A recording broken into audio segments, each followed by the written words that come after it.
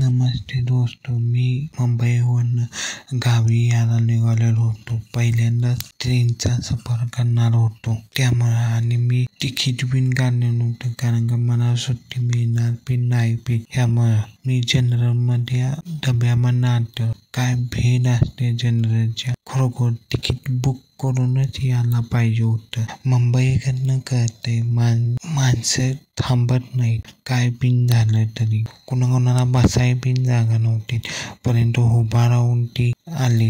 General डब्याला लय गर्दी, परंतु पहिल्यांदाच मी सफर केला ट्रेनचा.